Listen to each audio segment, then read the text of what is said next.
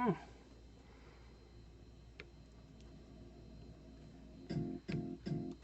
running late today. A couple minutes. Hello, welcome. I'm running a little behind. Sorry, I'm a few minutes late. Hello, welcome. Hi, hi, hello.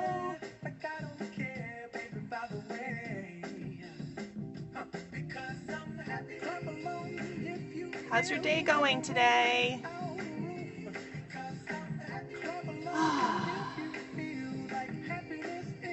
Hello, welcome. Hi, Tanya. Glad you're here. I like to have music when I start. If you come to my scopes, you know I like music to fill the awkward silence at the beginning. Anything to combat awkwardness. Hi, Amy. Welcome. Thanks for coming. Did you guys know that I was going to be on and you came on purpose, or did you just happen to catch me when you were just on Periscope? Just curious. You're recovering from back surgery. Aw, bless you. How long ago was your surgery? Welcome.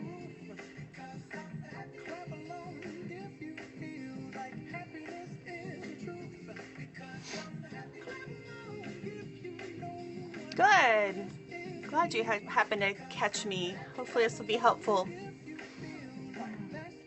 Good. Thanks for following me. That's nice. You got a notification. Good. Thank you. And you know, while we're waiting to get started, we'll just start in a second here, but if you guys feel like you have any friends that homeschool that maybe are starting to feel like, oh no, the wheels are coming off and I, need to change everything and none of it's working. If you feel like anybody needs help with that right now, if you would go ahead and share on Twitter or Facebook, you can swipe and do the share thing and invite them to come join us, and maybe we can help some other moms. So that's my goal, is just to share something that's helped me a lot over the years, and hopefully will help some of you that are newer on the journey in the homeschooling world. So that's it. Do you like the happy music? It helps. We need music at this time of year, especially. Keep us pepped up. Earlier today, my kids and I got through a really hard biology thing, and afterwards we had to put on some music and do a little dance party to shake it off. All right, well, we're big on dance parties here. I think dancing and music is some of the best things. Thanks for sharing. Thank you. Well, I'm glad that you guys are here. I'm Erica Johns from enrichmentstudies.com. I'll put a little card up here so you can see and screenshot if you need to. Enrichment Studies exists to help homeschool families incorporate more fine arts into your life in an easy, natural way that doesn't run on very much mom power, because goodness sakes, do we really need anything else that runs on mom power? So things like composer study, artist study, art appreciation, and stuff like that. Oh my goodness, you know what I did, you guys? I did not put my do not disturb thing on my phone. I hope this is going to be okay. Decisions. I guess I'm just going to go ahead and move forward. I'm wondering, should I go off and fix that and come back? What do you think?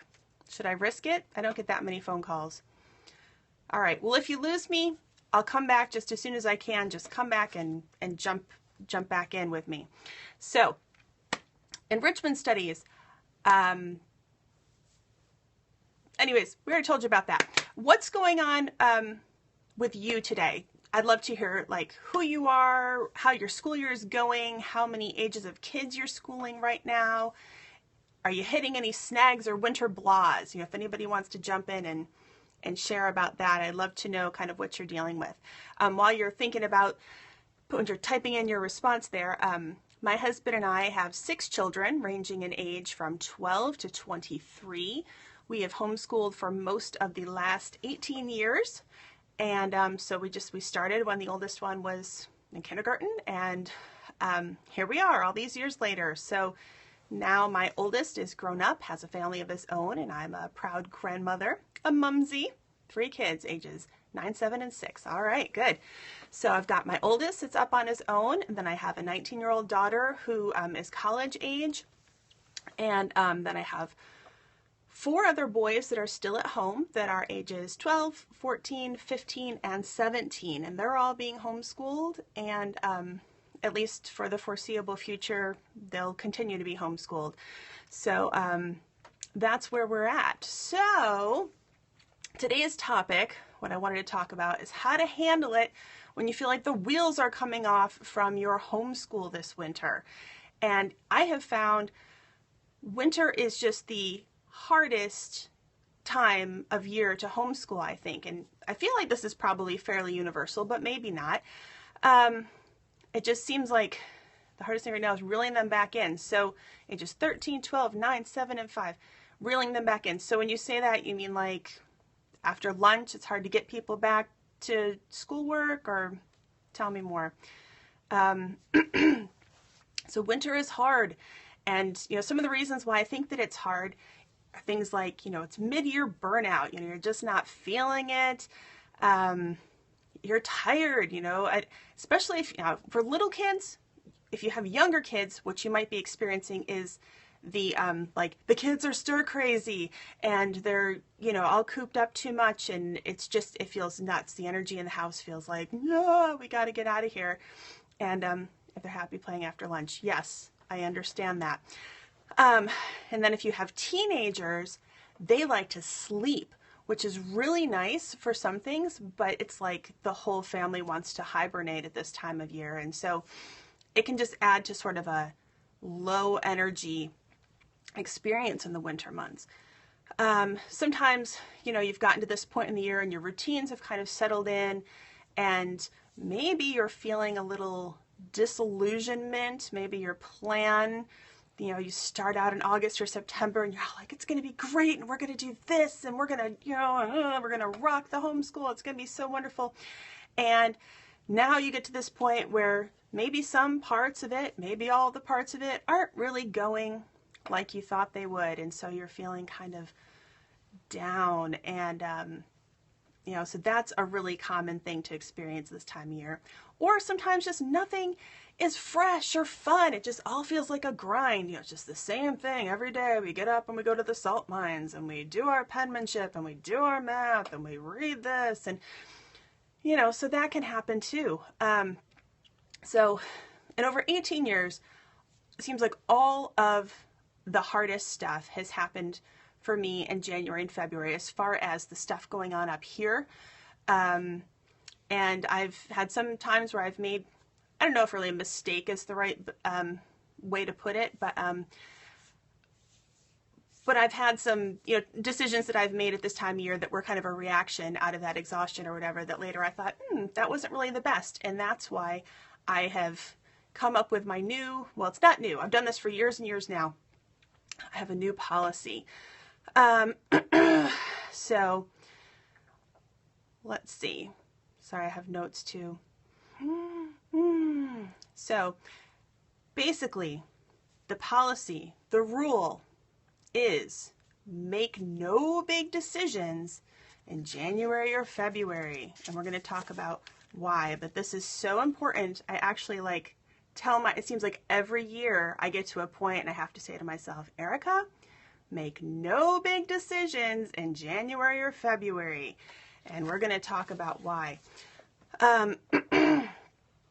I see a lot of times people get to this point and they start to feel like nothing's working. Something has to change. We just can't stand it. We're unhappy, or the kids are unhappy, or, everything's wrong, and they want to just, go crazy with it, and they want to, put the kids back in school, or they want to take kids out of school, or they want to put everybody on video school, or they want to, scrap the whole thing and start over or whatever. And, you're in charge of your homeschool, so you can, but I think it's a really good idea to wait and not make any big decisions. So here's why. First, you got to know what you're dealing with. You know, when you're dealing with like a lack of natural sunlight, some blahs, maybe you or your kids even are experiencing a little depression, or you're just feeling down, you know, that puts you in a really difficult state of mind that isn't really optimal for making a big decision. You know, when you're in a temporary discomfort or temporary emotional state, it's likely that any big decisions that you're making that are a reaction to that aren't necessarily going to be the best fit for you down the road. So you need to be cautious. And, you know, I'm in no way do I want to say that I don't think you know your own mind or that you're, you know, not capable, but I'm just saying allow yourself the opportunity to pause. And I know I've found in some experiences that I've had in the past where the problem seemed so urgent that it just felt like I had to come up with something really fast, and, you know, like as if there was no time to waste. I had to hurry up and, you know, rescue this child from this uncomfortable thing that they were experiencing, or rescue myself from something that felt too hard or whatever. And, you know, in most of those cases, I found that, you know, if I had just held on and gotten through winter, I would have had a different perspective on what would have actually been a wiser course of action.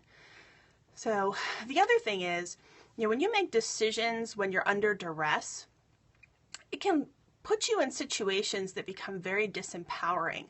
And the type of thing that I'm thinking about is, for instance, you know, if you're feeling desperate about your, you know, failures that you're perceiving in your homeschool, a lot of times that's when moms decide they're going to jump on some radically different approach. You know, maybe they've been doing one kind of philosophy and now, you know, they want to go over here, you know, oh, you know, unschooling isn't working. We need to be classical, or, you know, Charlotte Mason wasn't working. We need video school or whatever.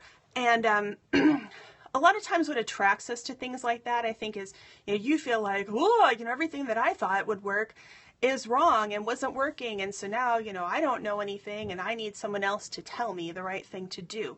And so then you're attracted to some group that's, you know, going to give you the very best, or they have all the answers, or it's rigorous, or it's, you know, in some way it's giving you some sort of promise that it's going to, okay, good, thanks for coming, yes, catch us on Catch, catch.me. So a lot of times you're just thinking like, oh, that's what I need the answers, oh, they have the best thing, that's what I need, and this is, you know, oh, we'll cover all of our bases if we do that. And, you know, when you're making a decision like that, when you're in this weird winter spot, first of all, you don't usually have adequate time to research it or to really evaluate whether or not it's a good thing for you, because you're already in the middle of the school year and you just got through with Christmas and, you know, whatever. It's not the time. It's not the time. And what happens is you find yourself in this group, you don't know what to do, and now you're looking to others, and maybe this is, you know, Facebook groups, or maybe this is the new co-op or organization that you joined or whatever, but suddenly you're turning to everyone else, you know, what should I do? What should I do? And you're like, you're totally disempowered now. You've kind of turned off your, you know, knowing your children, knowing yourself and what's likely to work in your own family. And you've, you know, put yourself in this position where now it's like, you know, I've got to somehow figure this out. And, you know, inevitably it's not going to go that well because you weren't really prepared. You hadn't really thought it through. And now you're in this unfamiliar territory. And, you know, these are other homeschool moms that don't have time to like tell you what to do, except for, well, some people seem to never run out of energy to tell you how to do the right and the perfect way to go. But, you know, so then you're feeling all this pressure to get it right because, you know, the others, you know, all the other moms on Facebook that are total strangers to you, that you have no idea in what ways they are not rocking it, you know, they're all doing it right. And you feel like, you know, if you could just fix yourself, you know, and figure it out, you were going to have this, you know, magic answer for your homeschool. And, you know, you've already jumped the ship, and maybe you've spent some money, or you've made some grand declarations to your husband or your friends or whatever that this is the answer. you just don't want to be in that situation because it's not likely to go well. And you don't want to, you have to give the seeds you've already planted in the fall, you have to give them time to develop and time to grow with your kids. And so sometimes that means that this is the time of year when you're not going to see a lot of results and you're not really sure, but you don't want to undermine all the work that you've already done and give your kids this message that, everything we did stinks and now we need something different and we need to start from scratch again all over. It can be very confusing for them. And it's just, so you just need to hold. So here's some thoughts about what can you do. I'm very big on taking notes. I don't know, I keep notes on my phone. I don't know if that's something that you find helpful, but I like the notes on my phone because I can't lose those. And if I make notes on paper, I might never see it again. But whether you keep notes on your phone, send yourself an email, sometimes I do that, journal about it, if you blog, whatever, write down what you're thinking. So often I've found that I'll have some concerns that are just kind of rolling and rolling and rolling through my head, and it's like, it's relentless. And it seems like there's so much of it. And if I can get it out, usually it's not even that big of a thing, but it just felt like it was a big thing because it just kept going and going. And once I can get it out, then I can identify what's actually going on. So, maybe it is something like, once you read back to yourself what it is, and you can be like, oh, so really the kids are just driving me crazy with their energy. Okay, well, that doesn't require a big decision. That requires a small decision. Figure out ways to help them burn off their energy. Can you go outside and sled? Can you jump on a mini trampoline in the house? Can you do silly relay races? What can you do to address that? Are you seeing that, everybody, including you, is feeling blah about your schedule? Once you've identified that, you can fix it. Can you do something fresh? Can you change it up in some way? Last Wednesday, I just did a whole scope about how to avoid the winter blahs and ways to keep things fresh in your homeschool, and that will give you a ton of ideas that go with this. You can watch the replay, a catch, or I wrote about it, I put it on the blog, and that includes links to resources that I recommended. So that would be very helpful to you if you're seeing that, we're in a rut and people are kind of uninspired and maybe a little, unhappy or just need something fresh. So check that out and see. Now, some of you are going to be experiencing bigger problems that aren't going to be solved easily. And you're going to need a different approach for that. So for instance, maybe you're concerned, you have a child that's not learning to read and you feel worried about it, or they're not getting their math, or you're questioning your ability to teach them, or you're just wondering, if they need something different, or, maybe they're sad because they don't have very many friends or whatever. All of these types of things, they're all valid concerns, and you should definitely pay attention to them. Things that are, can be addressed with a small change, go ahead and address that. But what you really need to do, again with the notes, is go ahead, take note of how you're feeling, take note of what you're observing with your child, and make it a regular habit to record how that's going for you, not just once. You have to go out. People come in my sacred periscoping space. It's terrible. Because it makes me feel weird. Hi, Cassandra. So you need to go ahead and pay attention to those. Write them down on a regular basis and challenge yourself. I mean, if you really are concerned like about a big educational need, or you're thinking like, maybe my daughter really needs to go to, a co-op or a different school or whatever, commit to writing something down about that at least 3 times a week, and just note the victories, note the difficulties. Oh, sorry, Cassandra, that's all right. You come and go as you need to. But just get those things going down and allow yourself the pause of the winter months It's hard on your kids and it's hard on you. So just take the months, January and February at least, to observe and to just let it percolate. I know it's really hard when you feel like, oh my goodness, what if he isn't reading by the end of the year or whatever. I know, I have 2 dyslexic kids. I've been there. I find that so many things resolve once spring arrives. It seems like, everybody kind of turns a corner and a lot of things just resolve on their own. So it'd be very interesting for you to see what does resolve from you just, keeping going and watching and waiting to see. And then, once you get to evaluation time, like I recommend, like sometime in April, May, or June, whenever you're, finishing up or have finished up your school year, that's the time for you to look back. I would recommend that you take some quiet time to consider each of your children as an individual and think about, what have they accomplished this year? What growth have I seen that I'm really pleased about? And what needs do I see going forward? And it doesn't always mean needs like deficiencies, but it might be needs like, interests that they have. This next year they want to play basketball, or she would really like to play piano or whatever.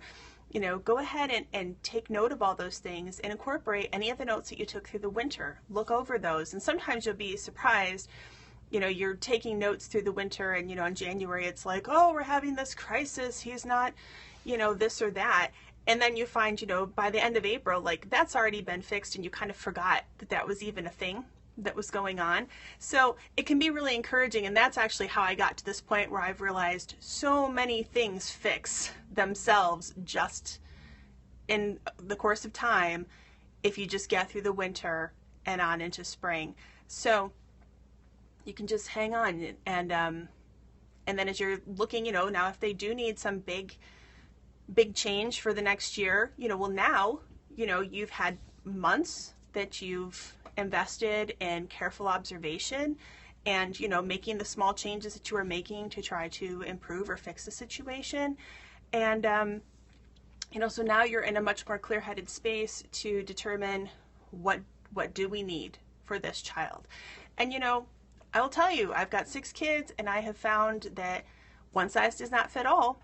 And, it's been very helpful to me to evaluate each child as an individual each year and make a plan for that child.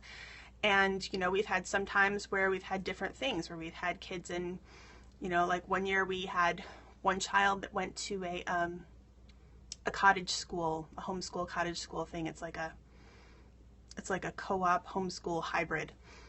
And he did that because he needed it for a variety of reasons. We've had kids that have opted to go to public school. We've had kids that have gone into classical conversations. We've had kids that have come out of classical conversations, and kids that have wanted to do different sports or activities or things that we've prioritized. So when you have that space after the school year to think, that's really the time to prepare yourself for what's next. Then if you decide, oh, we want to try doing this totally other kind of thing, fine. Now you will have time to evaluate it, to prepare for it, to read about it and understand and gather your materials and get yourself ready for that to actually be a greater success than it would be if you were just doing it as a knee-jerk emergency measure during the winter. So you guys got any questions or feedback? You're awfully quiet. Such a polite group. Does that feel like that will be helpful to you? I hope so. That has been one of the most freeing things, is for me to just have reminded myself year after year, don't make any big decisions in January or February. And it's not that it changes how you feel. It just helps you to remember, don't do anything. Even this year I have a few things that I'm like, I don't know. And I keep saying to myself, calm down, if you can just get through it. And again, if you look at my scope from last Wednesday with the ideas for ways to infuse something fun and interesting and fresh into your homeschool, you know, that does help a lot. It's really what I would recommend when you get into your planning stage for once you're done with this school year and you're looking forward to next year. Specifically plan for second semester. Don't just go like, oh, this is going to be the whole thing from August or September all the way through to May or whatever. Look at second semester and figure out what can I put in it that's going to be fresh, that's going to be fun. You know, like maybe you decide like January is when you're going to start French, or January is when you're going to, you know, get a membership to the Children's Museum and you're going to go once a week or whatever. There's a lot of ideas for that past scope, but purposely plan for something that's going to help alleviate that natural downturn in the year, and it's also going to capitalize on kind of what's going on at this type of year where there is sort of a natural slowdown, where you are dealing with weather issues in a lot of parts of the country and things like that. So that's something to go forward. And that's another great thing for your notes on your phone. When I think of something through the year that I think I need to remember this for next year, I go out and I have a note on my phone that's like, you know, 2016, 2017 school year. And I just jot down as I'm going through my life, you know, what did I think of that seems like it might be worth remembering for next time. You know, a class that you see online that's too late to join this time and your kids are not the right age for or whatever, but maybe next time you'll be able to do it. Or you can, you know, plan to afford for ski club or whatever is the thing. You know, just make a note and refer back to it from time to time, and it will help you have a much more clear-headed and prepared plan going forward. So that's it. That's it. No big decisions in January or February, and record how you're feeling, take notes, and make wise choices going forward. So that is it for today. I want to tell you about a couple of things. One is if you go to enrichmentstudies.com, you can now sign up for our new Subscriber Perks membership program. And this is something new that I cooked up. I actually just wrote to my members about it yesterday. But basically, when you are signed up, you're going to get a free product every month, an actual free product that's for sale in the store, except members will be able to receive it for free. We also get, I send out usually every week some sort of encouraging email for homeschool moms.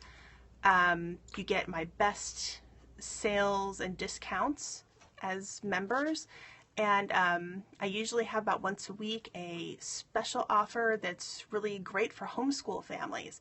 So I would encourage you to go sign up, get free stuff. You get free stuff today, and it'll be good. So check that out. On Tuesdays at noon Eastern Time, I'm doing a series called Home is Where the Art Is. I'm doing a little art tour around my home, kind of just showing and telling some of the art that we have in hopes of inspiring you to have more art in your home, and kind of encourage you to be bold in your choices and pick things that you like, that resonate with you, and that might inspire you or your children. So that is it for today. Thank you so much for coming by, and I'll be back next Wednesday at 3:30 for another homeschool topic. I'm not sure what it's going to be yet. I thought about telling you about some of our favorite brain games that we've done. So we'll see if there's enough interest for that. And yeah, I guess that's it for today. Thanks you all for coming. Bye-bye.